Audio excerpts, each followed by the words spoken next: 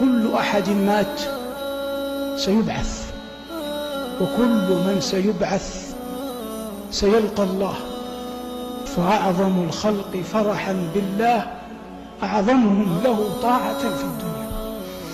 وكلما كان للإنسان أعمال صالحة، خطوات يتذكر أنه قد مشاها إلى الله، أموال يتذكر أنه أنفقها من أجل الله، والده في قعر البيت يتذكر أنه برها من أجل الله، والد قد احدودب ظهره يتذكر أنه وفى له من أجل الله، مسكين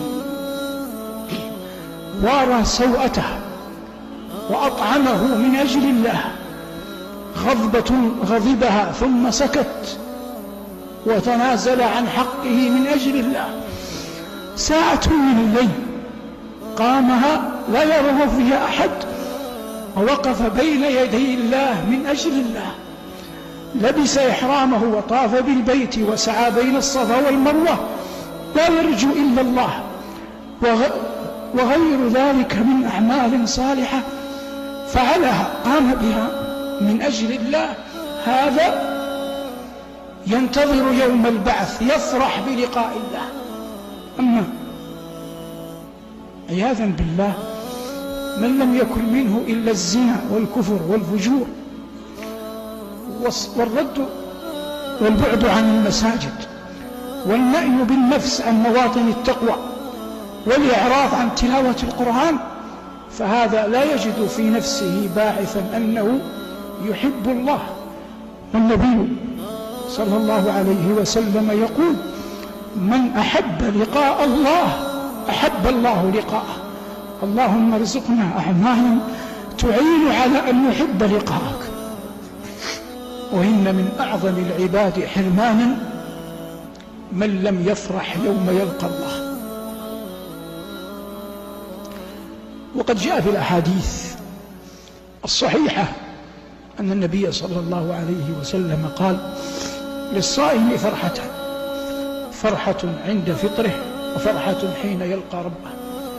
فإذا قدر لك أن تصوم فرضا أو نفلا أو قضاء أو نذرا وهممت بأن تناول إفطارك فتذكر يوم تلقى الله وقل في دعائك: اللهم كما أفرحتني في الدنيا بأن أتممت صيامي فارزقني الفرح يوم لقائك. ومحبة الله إذا عظمت في القلب وتبوأت منه مكانة عظيمة يجد الإنسان في نفسه حبا للقاء الله. وأمثال هؤلاء جعلنا الله وإياكم منهم مهما أعطوا من لذات الدنيا لا يمكن أن يجدوا فيها غنى عن الشوق إلى الله. مهما أعطوا من لذات الدنيا لا يمكن أن يجدوا فيها غنى عن الشوق إلى الله. وتعرف عظيم محبتك لربك إذا أعطيت شيئا من ملذات الدنيا، فإن شعرت بها غنى عن كل شيء فلم ترسخ بعد محبة الله عز وجل في قلبك. وإن كانت ملذات الدنيا مهما كثرت مهما عظمت مهما اختلفت تصل إليك تباعا ولا تملأ فؤادك، لأن فؤادك قد ملئ قبل بمحبة الله، فتعلم أنه لا يسكنه ولا يجعله مطمئنا إلا يوما يلقى الله عز وجل فيه. والله لا توجد في الدنيا فرحة كبرى. الفرحة الكبرى يوم يلقى المؤمن الله